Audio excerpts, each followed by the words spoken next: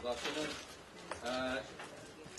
Selepas press conference dah diadakan pada pagi ini yang telah dikeluarkan yang telah diadakan oleh Yang Berhormat Menteri Pembangunan Malaysia,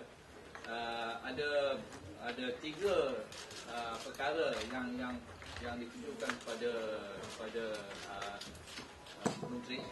Menteri iaitu satu ialah mengenai dengan air turn back, dan kedua mengenai dengan CCTV di KLIA, dan satu lagi ialah mengenai dengan aset-aset yang digunakan untuk search and rescue.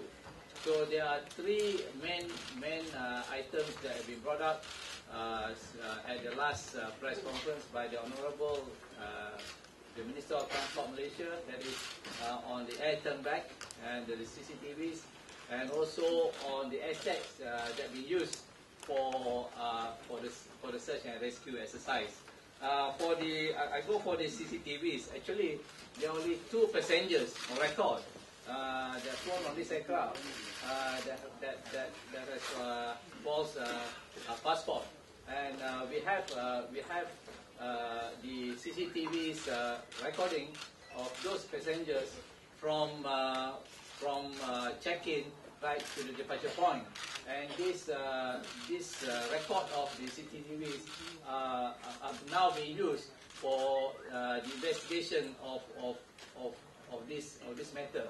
So the investigators are investigating right now. And the other issues that we brought this morning is about air turn back. So for that, I will now pass over to Tan Sri Rodzali, the Chief of Airforce, to give you an insight about this issue on the air turn back. Tan Sri. Can you just ask the fall? There's no fall, right? Only two.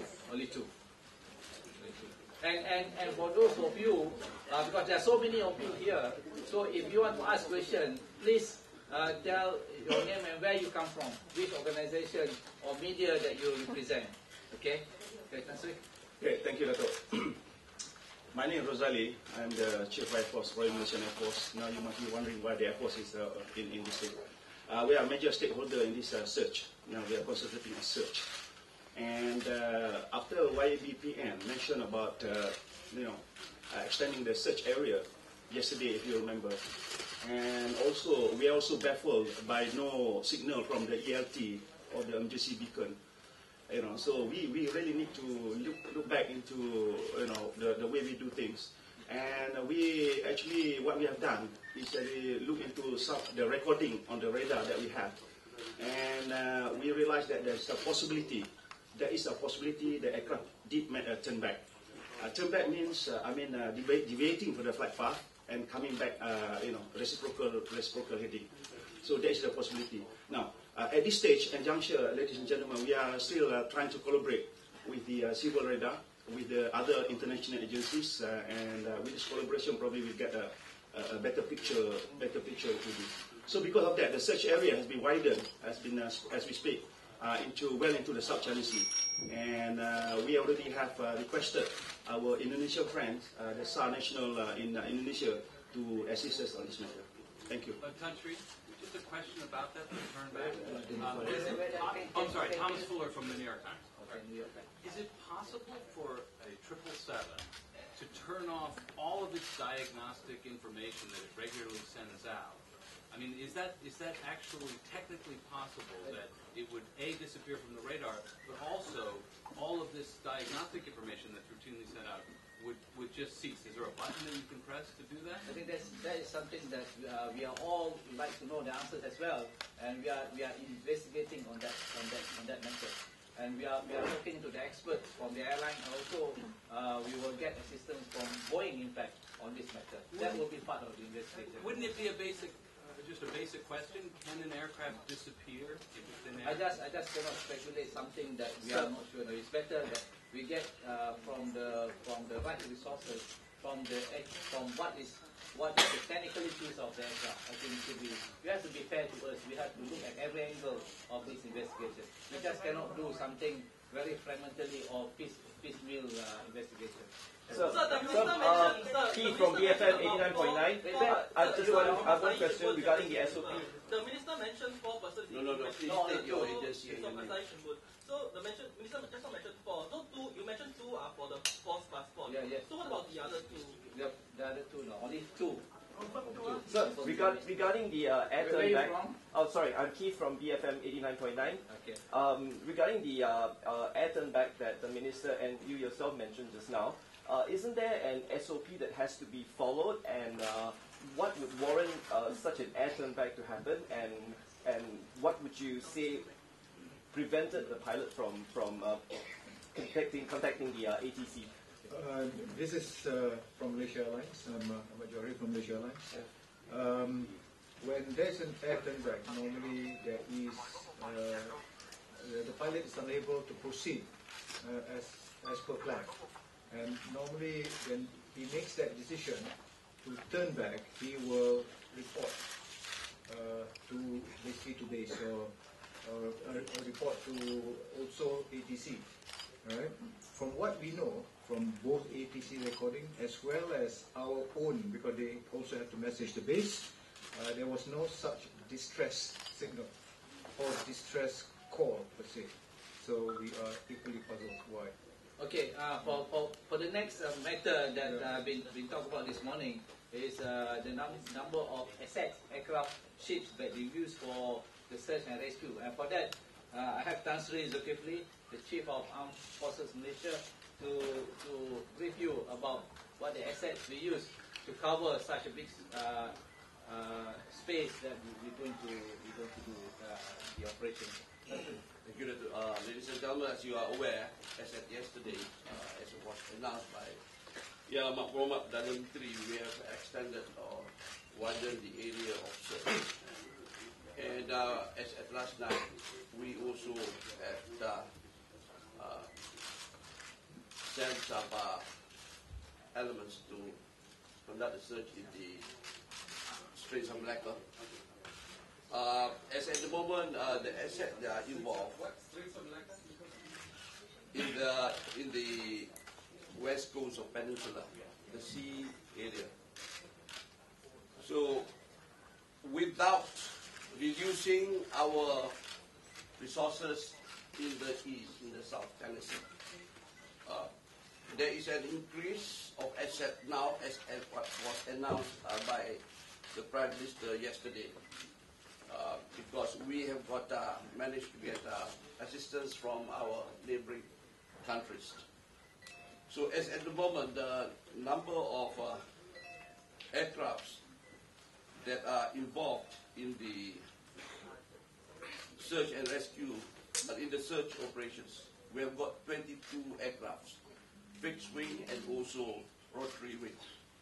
We have got now 40 ships doing the search operations in both areas. We have got, as far as the division of assets, we have got from the 1 aircraft, a helicopter from the Navy. We have got 11 aircraft from the Royal Malaysia Airforce. We have got 5 aircraft from the Malaysian Maritime Enforcement Agency, or APMM. We have got 1 aircraft from the Royal Malaysian Police, the King Air. And we have got 4 aircraft from our neighboring countries. There's 1 aircraft from the United States, 1 aircraft from the Royal Thai Air Force, and 2 aircraft, 2 Charlie 130 from the Republic of Singapore Air Force. Now, as far as ships are concerned, we have got 14 ships from the Royal Malaysian Navy. We have got 13 ships from the Malaysian Maritime Enforcement Agency, or APMM, and we have got 13 ships from our neighboring friends. we have got one ship from the U.S. Navy. We have got 3 ships, 3 vessels from the Republic of China.